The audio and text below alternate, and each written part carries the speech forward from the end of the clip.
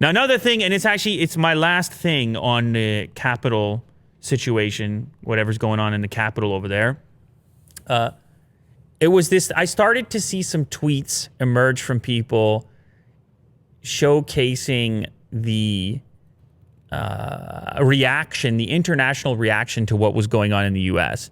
And I think it's kind of, it's possibly underrepresented for those that exist mostly in a domestic media mindset. That you're only watching the domestic news or following domestic Twitter accounts, or if you're just, whatever. We can arrange our social media in such a fashion that it can be actually... It's tailored to you. It's kind of siloed off. Yeah. But of course, for me, on this show, I've kind of worked a little bit to bring the international side into it.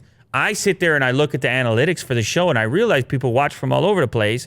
And so I try to balance our coverage, including some sources or some material that may be considered international news.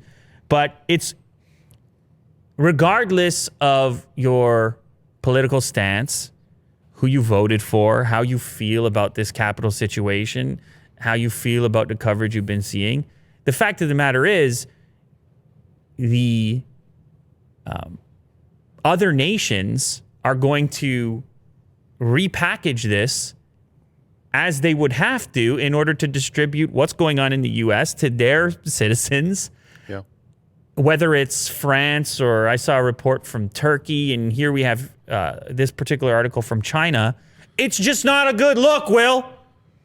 Many have considered the United States to be a beacon for democracy, peace, things like this. And so now this type of coverage, these images can be used as leverage against those particular ideals. Yeah. And that's where China comes in over here.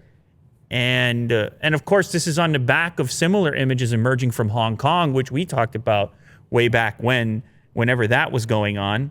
And so we have, well, for example, and these things are not exactly the same, but they can be reconfigured as similar because the imagery is so close.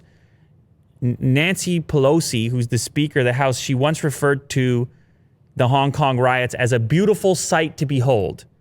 And for people who weren't of that particular political criteria in China, in Hong Kong, that would be obviously considered to be offensive. Yes. Now, I'm not making a case for either side. I'm just showcasing how this can create divisiveness, just not domestically, but also internationally. Yes.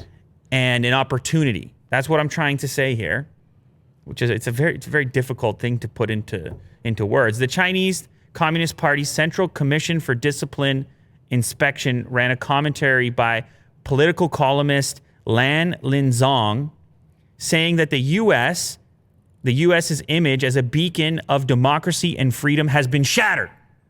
You see what I'm saying? That's the type of words that are going to be attached to these images. Well, I'm hooked. This beautiful sight Very is just enticing. one of many outbreaks resulting from deep-rooted internal conflicts in America. You see, they take a shot at the whole of America based on a handful of images. And this is the thing that we always come back to is, and always think about, or at least I do, it always strikes me how a handful of people can hijack the entire conversation. Well, that's what the media is for, right? Not in a negative or positive way. It's just like an outlet of information that's very streamlined and funneled. It's just, I guess that's how it works.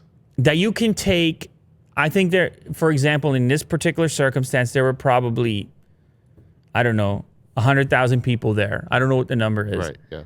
And then you had, I don't know, a few hundred who took it to another level. And the same can be said, actually, if you go back to when there was unrest for other reasons. Mm-hmm. It's a small percentage of people that take things to the extreme level, but they become the icon of a much broader group, even though that broader group doesn't necessarily share those ideals exactly. Correct. And by icon, I mean from a distance to a bystander, to an observer, you can't help yourself. You look at the biggest threat.